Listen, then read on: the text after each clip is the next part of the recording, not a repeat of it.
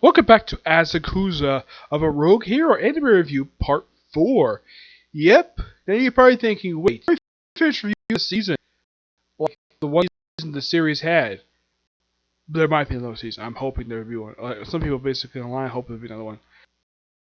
But what does it do? Okay, how about the 7 specials? Yep, the 7 specials. Or should I say, the shorts for the damn series. Yes, because these are all pretty much about 4 to 5 minutes long. First up, we have a new battle suit. Mao does not like her battle suit, so she and the class rep decide, okay, it's time to do like usually I think we make a new one, and we get like a maid's outfit, a nurse's outfit, a dominatrix outfit. Every outfit she thinks of, it's like, oh, let's have Akatsuki basically grope her. Yes.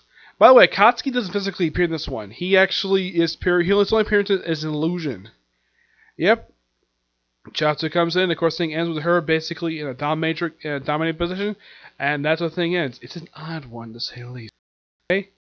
Next one is be a grown woman. Yep. This is all about being a mature woman, and it's basically Mao, Chitsui, who actually was in the previous one, and the school rep. And they pretty much talk about how to be a mature woman. Being a good cook, stuff like that. And of course, this is when Katsuki shows up. And, well, acts like his normal self. Try to grope her. And then, of course, him getting punched. And that's pretty much it. Not much else to say about this one. Next one is Bound by the Holy Water. Yeah, this is a follow-up episode 5 from the show, when the VP of the Student Council gets this special lingerie that's difficult to remove, has herself and the secretary put the damn thing on. But then the secretary is like, oh crap, I gotta use the bathroom. It's like, okay, I'll get the key. And apparently she has the key at home.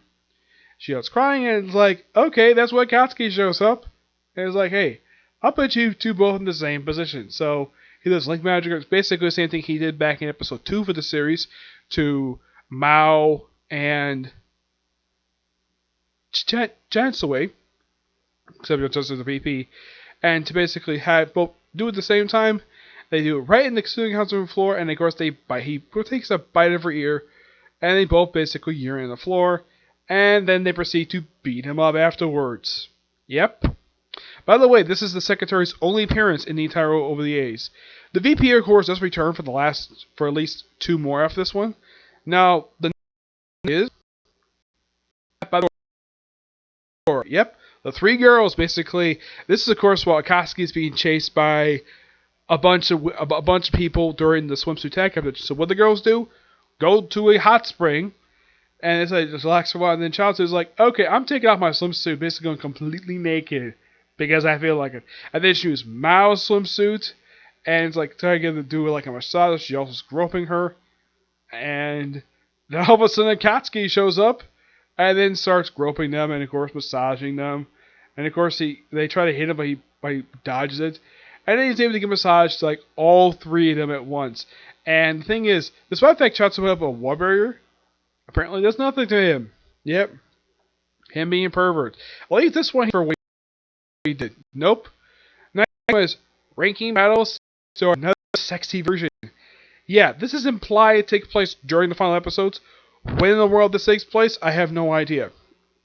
Basically, you have Mizuku, you have Mao taking out a bunch of people, and all of a sudden a slime creature shows up and tries to absorb her and the VP. And I think, of course, things are shown by Akatsuki. Actually, they destroy, of course, the cover of this pink slime. Apparently, it's poison. So Akatsuki's like, hey, I'm going to cure you first by stripping you, and then I'm going to basically give you both, basically use my link magic to heal up. And he proceeds to strip them both off screen, and he proceeds to massage both of them completely in the nude. By the way, not the first time this has happened with the VP, where in the series she's gone completely naked.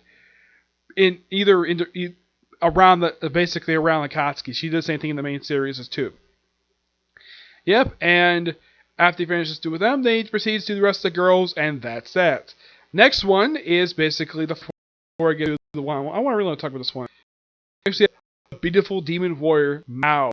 This is implied to take place right after the first season concluded, where Mao and the VP arrive in Asaku, the actual realm that she comes from, and of course VP's like, where are we? And of course Mao is like, before they can tell, Litzy shows up and tells her that their companions have been taken captive. Yeah, everybody who was basically with Mao at the end of the season, they're basically here, but what happened to them? It's not that all of a sudden this strange vine show up, basically starts trying to do something to them, and then Mao goes in a pose known as the sacred pose.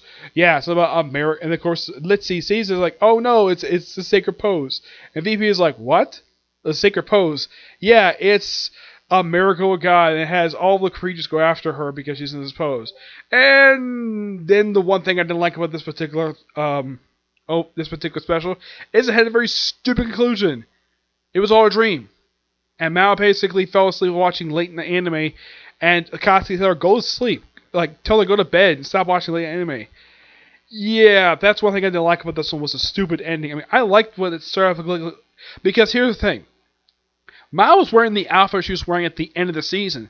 So, this implies, this is right after the season concluded, and seeing Litzy, that's fine. But, why turn into a dream sequence? This was complete stupid nonsense.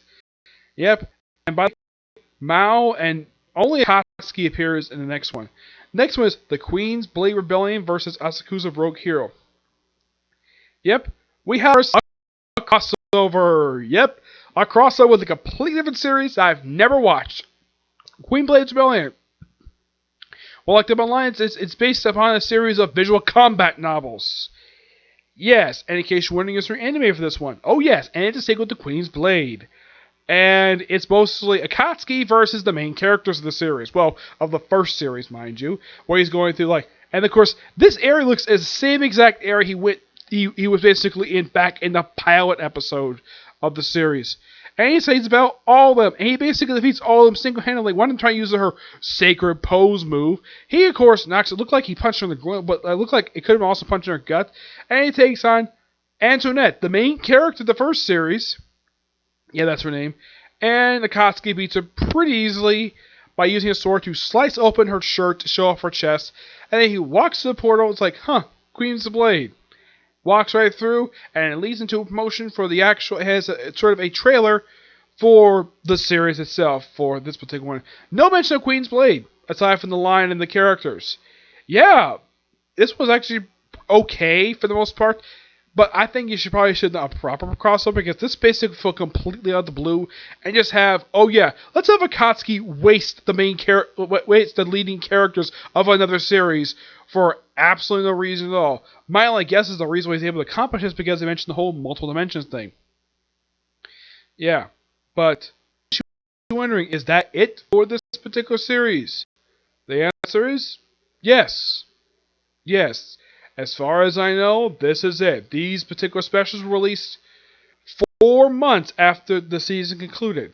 Now, as far as I know, the series that the company that made this has not made any other series since last. They made an OVA series last year, but that was basically, I've heard nothing. And the whole thing of people say, oh yeah, one person, oh yeah, the series is dead. How? Last book came out a couple years ago. And someone said, oh yeah, there's not enough material to do another season of the show. Yeah, there is. You want to know how many books are left basically haven't adapted yet? There are 8 books left. Yes, 8 books. And here's kind of the thing. Books 2, 3, and 6, not been translated. 10, before I look at my line, look like only the prelude in the first chapter released the line, but not the rest of the book for some reason. And apparently the final book, I'm not finding the translation of the book yet, but I'll probably find that soon. Yeah, but not much else to say about this particular series. Aside from no, that's it when it comes to reviewing this particular series for now. Though I am going to be reviewing the light novels soon. Yes.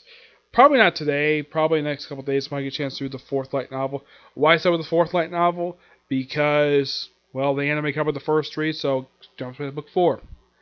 Yep. But yeah, so that's it for this particular review. My next review is a comic corner of 2 really awesome books. Yep. And after that, a review of the second Inuyasha film. Okay? See you next review. Bye.